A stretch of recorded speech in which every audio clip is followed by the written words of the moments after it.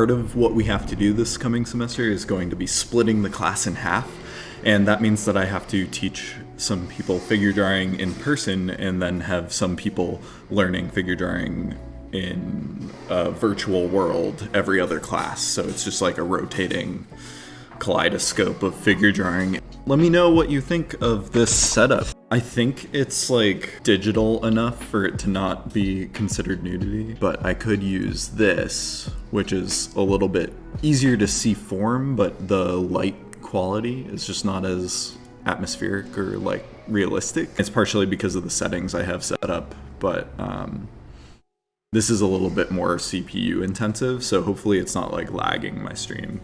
And this will help me figure out like the shapes that exist inside the page, so all the movement of different visual elements. There's all these shapes that create the weight and turn and foreshortening in the figure. Giving them a home is probably my first priority. Right now, I can get like the turn at least of the hips and shoulders. So see how they're turning into each other? They've kind of got this turn here, and then so like that's how we distribute and balance like naturally as humans. Someone would have to be diagonal like falling over. That's what's actually really interesting about figures on those like spinning wheels in amusement parks, like the centrifugal force rides, is that they will have those things at angles based if you were standing on the ground and watching people. That's what feels so surreal about them. So noticing that, I might just go in and like draw those two lines, quickly bounce around. And this way I still have the map of what I was doing before, but now I'm able to maybe see things and like impose them onto the information that we had. Everything you record is right in some way. It's great. It is helpful. It is there for you. People move all the time. Like if you were drawing on a bus or somewhere public like a coffee shop, which I know is hard to imagine right now, drawing those people, they're going to be there for anywhere from 50 seconds to 2 hours. And in that time, they're not going to be still or in the same position for more than like 10 seconds. It's not Black Mirror. It's called Death to 2020. And it's just like a little mockumentary. Environmental lighting in this image, in this 3D model, is really bright. So I turned the world lighting like all the way up. It's almost like it's outside. And then I also have some spotlights on these figures. So they're like about 3 or 4 light sources right now. No matter how many light sources you have, you're still going to divide your world into really like 2 shapes of light and dark. The more light you have, the higher your value key is going to be, so you might have less contrast.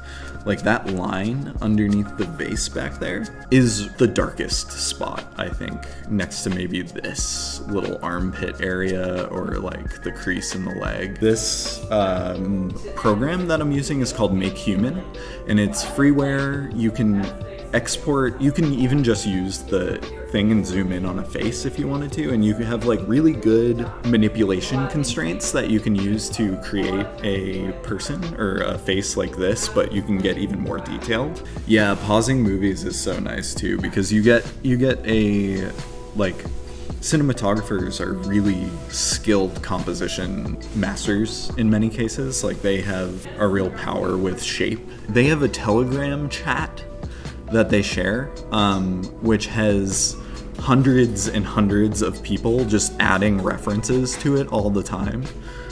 If you look them up on Instagram, you can ask them for the link. I'm a hobbyist 3D artist. I've done a lot of 3D art, but I wouldn't call myself like a CGI professional.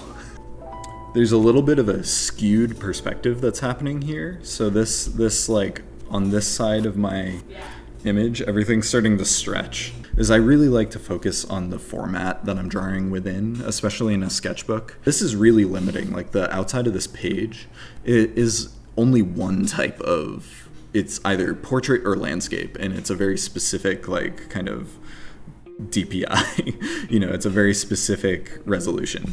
And maybe I want to, then having like a defined border while I'm finding information lets me pick and choose the shapes that I include in my image. If you want to draw really well, learning how to break things down into abstract shapes and like really simple abstract shapes. So like cylinder, circle, oval, beam, like those simple words, that's like a really great place to start learning the main concepts of drawing.